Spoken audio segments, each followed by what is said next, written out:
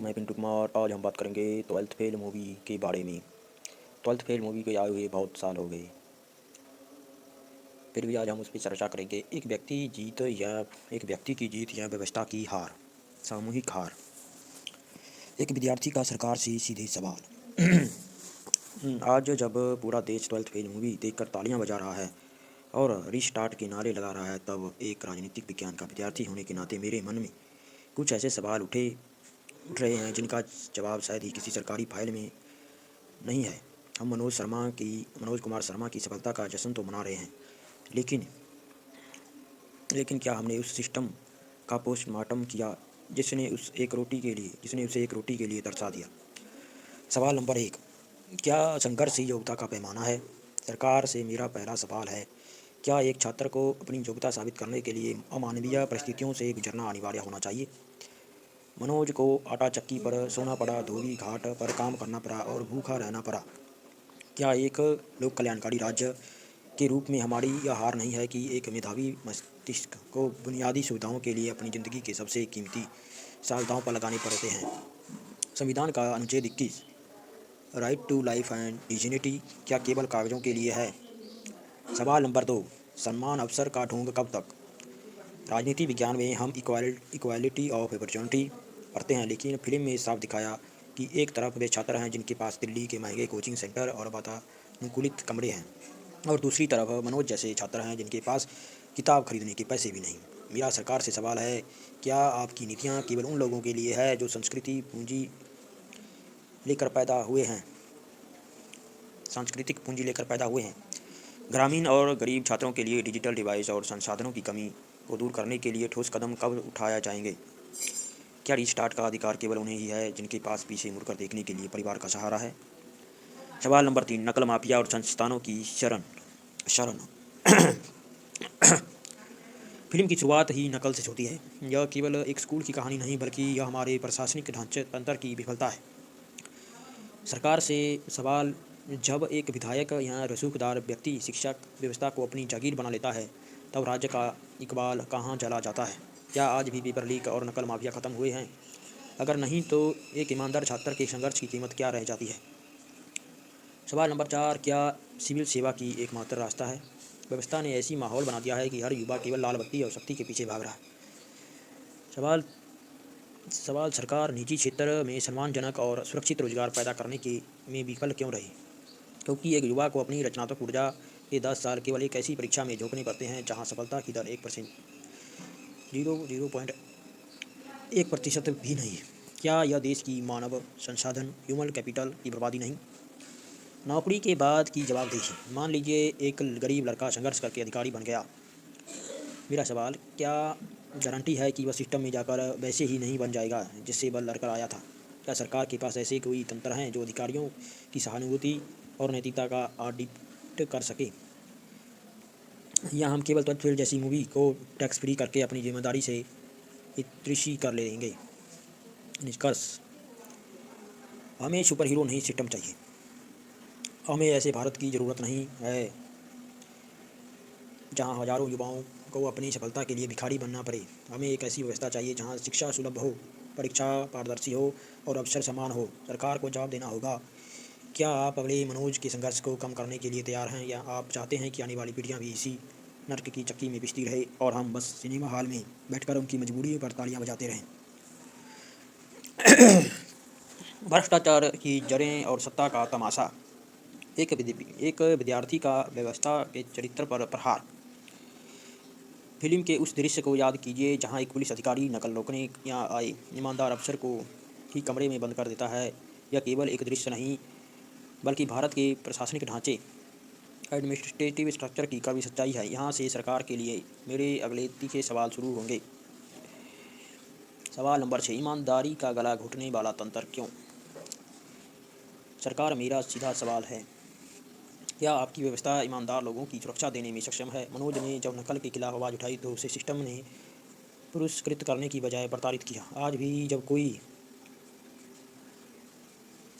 विस्टलब्लोअर भ्रष्टाचार के खिलाफ बोलता है तो उसे सब पेंशन या ट्रांसफ़र का डर क्यों दिखाया जाता है? क्या द विस्टलब्लोअर प्रोटेक्शन एक्ट केवल फाइलों की शोभा चढ़ाने के लिए है। सवाल नंबर 7, राजनीतिक संरचना और नौकरशाही का अपवित्र संगठबंधन। फिल्म में दिखाया गया कि कैसे स्थानीय नेता शिक्षा को अपने फायदे के लिए इस्तेमाल करते हैं। मेरा सवाल राजनीति और ब्यूरोक्रेसी के बीच यह नेक्सस कब तक खत्म होगा? जब तक एक जिले के कलेक्टर किसी राजनीति आका के इशारे पर काम करेगा, तब तक एक गरीब छात्र को न्याय की उम्मीद कैसे होगी? नौकरशाही स्वायत्तता केवल एक किताबी अवधारणा बनकर रह गई है। चयन प्रक्रिया पारदर्शिता का दिखावा कब तक? मनोज भाग्यशाली था कि वह इंटरव्यू तक पहुंचा और उसे ईमानदार बोर्ड मिला, लेकिन हाल के वर्षों में कई राज्यों में भर्ती घोटाले की बाढ़ आई हुई है। सवाल, जब करोड़ों रुपए लेकर नौकरी बेची जाती है तो उस छात्र के दिल पर क्या बीतती है जिसने अपनी मां के कहने गिरवी रखकर कोचिंग की फीस भरी? क्या सरकार के पास ऐसी रियल टाइम ऑडिट सिस्टम है जो परीक्षा की सुनिश्चित की 100% गारंटी दे सके? सवाल नंबर 9, लाल बत्ती की मानसिकता और जन सेवा का ढोंग। फिल्म में मनोज का दोस्त प्रीतम पांडे केवल सत्ता और रसूख के लिए अधिकारी बनना चाहता था। मेरा सवाल, हमारी शिक्षा पद्धति ऐसे पांडे क्यों पैदा कर रही है जो सेवा के बजाय शोषण के लिए कुर्सी चाहते हैं? क्या सिविल सेवा के पाठ्यक्रम में नैतिकता, एथिक्स, जीएस पेपर 4 पर जोर देने मात्र से अधिकारियों का चरित्र बदल जाएगा? जब तक समाज में नौकरी का मतलब रौब रहेगा तब तक भ्रष्टाचार खत्म नहीं होगा। सरकार इस मानसिकता को बदलने के लिए क्या कर रही है? सवाल नंबर 10, विजेता का जश्न और पराजित की उपेक्षा। मनोज आईपीएस बन गया, दुनिया ने सलाम किया, लेकिन उन लाखों मनोज का क्या जो 1-2 नंबर से रह गए, अब डिप्रेशन का मजदूरी की कगार पर है?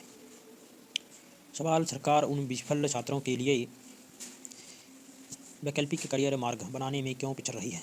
क्या एक परीक्षा में फेल होने का मतलब ज़िंदगी में फेल होना है? राज्य की यह जिम्मेदारी है कि वह नागरिक की ऊर्जा का सही इस्तेमाल करे, ना कि नई प्रतियोगिता की भट्टी में झोंक कर राख कर दे।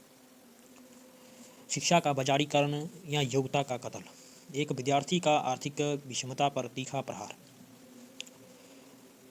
मनोज कुमार शर्मा को दिल्ली आने के बाद पता चला कि कोचिंग की फीस उनके गांव की पूरी ज़मीन की कीमत से भी ज़्यादा हो सकती है। यह केवल एक छात्र की कहानी नहीं, बल्कि भारत के एजुकेशन हब बन चुके शहरों की काली सच्चाई है। यहाँ से सरकार के लिए मेरे अगले कड़े सवाल शुरू होते हैं। सवाल नंबर 11, शिक्षा अधिकार है या व्यापार? सरकार से मेरा सीधा सवाल, संविधान के अनुच्छेद 21 के तहत शिक्षा का अधिकार क्या केवल 14 साल की उम्र तक ही सीमित है? क्या उच्च शिक्षा और प्रतियोगी परीक्षाओं की तैयारी को आपने पूरी तरह से निजी कंपनियों और कोचिंग माफियाओं के रहमो करम पर छोड़ दिया है? जब एक कोचिंग संस्थान की फीस लाखों में होती है तो सरकार यह स्वीकार नहीं कर रही कि आईएएस बनना अब केवल अमीरों का विशेषाधिकार बनता जा रहा है। सवाल 12, डिजिटल इंडिया का शोर और डिजिटल डिवाइस की हकीकत। सरकार डिजिटल इंडिया का ढोल पीटती है। मेरा सवाल, क्या एक झोपड़ी में रहने वाले छात्र के पास वही इंटरनेट स्पीड और महंगे गैजेट्स हैं जो एक शहर के रईस छात्र के पास हैं?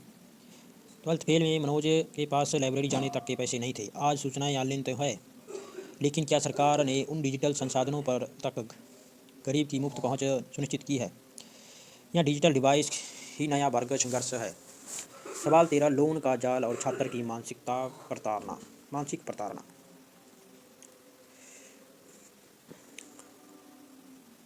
आजकल छात्र पढ़ाई के लिए बैंक से कर्ज लेते हैं। सवाल, अगर मनोज जैसे छात्र का चयन नहीं होता तो क्या सरकार के पास उस कर्ज के बोझ तले दबे छात्र को बचाने की कोई योजना है? शिक्षा ऋण, एजुकेशन लोन की बजाय ब्याज दर और वसूली की प्रक्रिया इतनी कठोर क्यों है कि एक युवा सफल होने से पहले ही दिवालिया महसूस करने लगता है? क्या सरकार शिक्षा को निवेश मानती है या खर्चा? सवाल नंबर 14, सरकारी संस्थानों का पतन और निजीकरण का जश्न। हमने देखा कि मनोज के गांव का स्कूल कैसा था, जहाँ शिक्षक ही नकल करा रहे थे। मेरा सवाल, सरकार ने सरकारी स्कूलों और कॉलेजों की हालत इतनी जर्जर क्यों होने दी कि आम आदमी को मजबूरन निजी संस्थानों की शरण लेनी पड़ती है? क्या यह एजुकेशन के प्राइवेटाइजेशन को बढ़ावा देने की एक सोची समझी चाल है?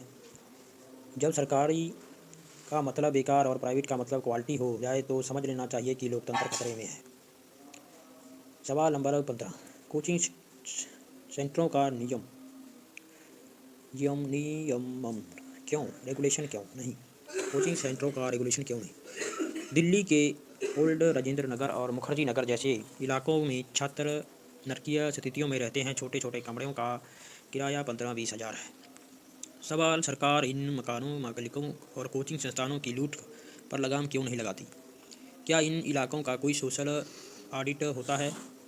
ट्वेल्थ फेल में जो संघर्ष दिखाया गया वह आज और भी महंगा और खतरनाक हो चुका है। सरकार की चुप्पी का क्या मतलब? उनकी इस लूट में मौन सहमति है क्या? ट्वेल्थ फेल प्रेरणा या शोर या मानसिक प्रताड़ना की मौन स्वीकृति? एक विद्यार्थी का व्यवस्था के भविष्य पर अंतिम प्रहार। फिल्म के अंत में जब मनोज आईपीएस बनता है तो हम सब खुशी से झूम उठते हैं, लेकिन क्या हमने उस अंधेरे को मापा जिससे वह गुजरा? क्या हमने उन हजारों युवाओं की नब्ज टटोली है जो मनोज नहीं बन पाए, आज शून्य में खो चुके हैं? यहाँ से सरकार के लिए मेरे अंतिम और सबसे